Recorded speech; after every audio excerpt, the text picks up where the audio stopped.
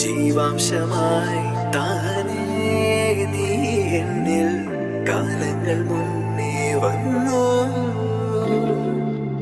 ആത്മാവിനുള്ളിൽ ഈറൻ തൂമഞ്ഞായി തോരാതെ പെയ്തു നീയേ.